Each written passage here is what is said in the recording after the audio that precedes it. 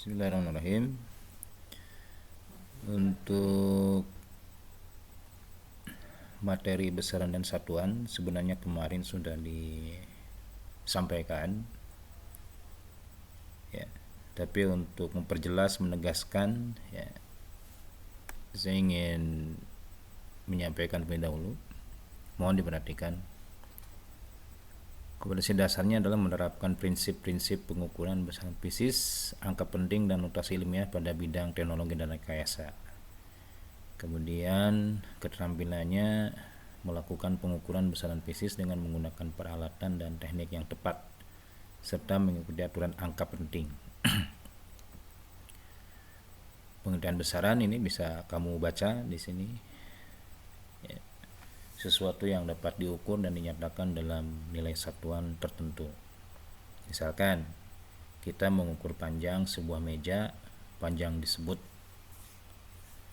besaran ya, karena ia dapat diukur. Besaran ada besaran pokok, ada juga besaran turunan. Besaran pokok yang berdiri sendiri dan tidak diturunkan dari besaran lain, sedangkan besaran turunan adalah besaran yang diturunkan dari besaran pokok. Contoh besaran pokok adalah panjang, waktu, dan massa. Sedangkan besaran turunan contohnya adalah luas, volume, massa, jenis zat. Ini besaran pokok ya, bisa kamu baca sendiri. Ada 7 besaran pokok apa saja, satuannya apa, dan alat ukurnya apa. Termasuk juga kalau panjang biasanya dilambangkan dengan L ya, itu harus kamu hafal juga.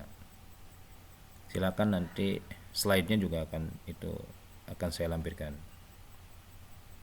Ini besaran turunan contohnya adalah luas diturunkan dari panjang dan lebar. Lebar itu panjang, berarti luas adalah turunan dari panjang dan panjang. Volume dan massa jenis juga. Kemudian satuan adalah sesuatu yang digunakan untuk menyatakan ukuran besaran. Contohnya adalah meter, kilometer, kilogram ya. Ada 2 macam satuan, ada satuan baku yang berlaku di seluruh dunia, misalnya meter, kilometer, kilogram. Ada juga satuan tidak baku, satuan yang tidak ditetapkan sebagai satuan ilmiah, contohnya jengkal. Kemudian kalau panjang itu ada inci ya. Ada juga depa gitu. Oke. Jadi hanya berlaku di daerah tertentu saja gitu. Di samping juga ada juga satuan bedakan dengan satuan MKS dan CGS. MKS singkatan dari meter, kilogram, dan sekon. CGS singkatan dari sentimeter, gram, dan sekon. Ini silakan ya, sebagai uji kecerdasan. Ada Marco mengukur meja dengan penggaris. Ternyata panjang mejanya adalah 3 meter dan lebarnya 1 meter. Jadi luas meja itu adalah 3 meter persegi. Tolong kamu uraikan yang mana yang termasuk besaran pokok, besaran turunan, satuan, dan alat ukur. Catat ya di buku kamu, kemudian fotonya kirimkan kepada saya.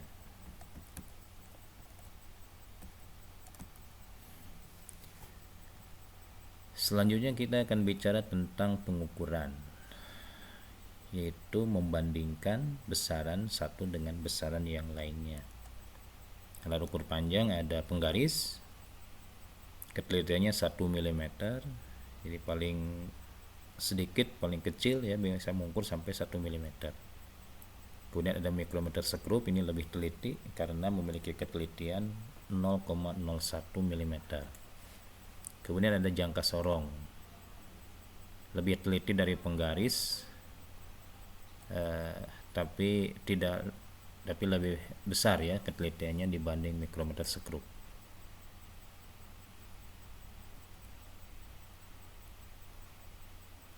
massa juga ini ada timbangan badan yang kamu ketahui, ada juga alat ukur massa itu neraca analitis,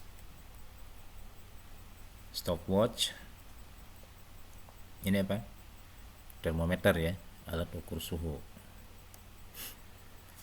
Selain itu kamu juga harus paham tentang dimensi, yaitu lewat dimensi itu kamu akan tahu bagaimana sebuah satuan itu terbentuk ya. Biasanya kalau dimensi untuk besaran pokok itu dilambangkan dengan huruf besar, panjang dengan L, massa dengan M, waktu dengan T, dan selanjutnya jumlah mol dengan N. Silakan dibaca ya. Bagaimana dengan dimensi dari besaran turunan? Contohnya luas. Luas itu kan diperoleh dengan mengalikan antara panjang kali lebar.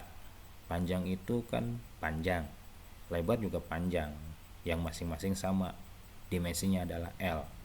L kali L sama dengan L kuadrat, dituliskan L pangkat 2. Jadi dimensi dari luas itu adalah L pangkat 2. Volume, panjang kali lebar kali tinggi sama-sama panjang, berarti L kali L kali L, L pangkat 3 ya. Kemudian contoh gaya itu rumusnya massa kali percepatan. Massa itu satuannya kilogram, percepatan itu meter per sekon kuadrat. Kilogram itu adalah massa itu dimensinya M. Kemudian meter itu adalah panjang, dimensinya adalah L. Kemudian sekon kuadrat itu waktu, dimensinya T. Karena sekon kuadrat berarti T kuadrat. Jadi M kali L dibagi T kuadrat, maka dituliskan M kali L T pangkat negatif 2. Jadi dalam dimensi itu tidak mengenal penyebut ya. Maka 1 per T pangkat 2 itu menjadi diganti menjadi T pangkat negatif 2. Begitu ya.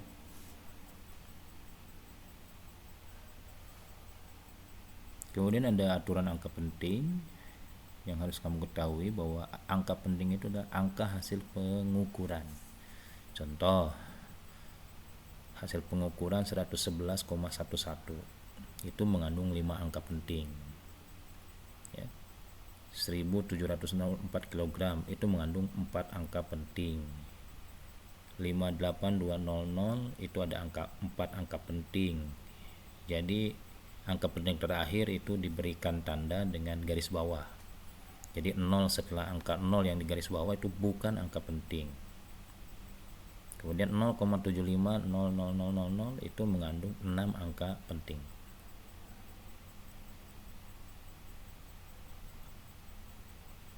Ini juga aturan penjumlahan, bahwa aturan penjumlahan itu harus mengandung 1 angka taksiran ya. 80,337 ditambah 6,502 sama dengan 73,835. Nah,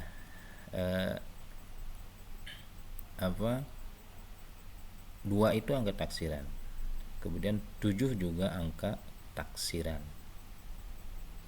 Dan 5 menjadi angka taksiran.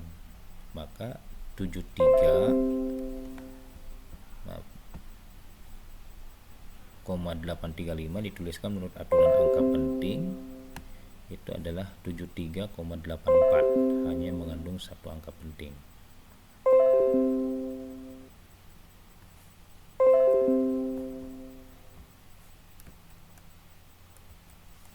Itu mungkin yang disampaikan, semoga kamu bisa memahaminya.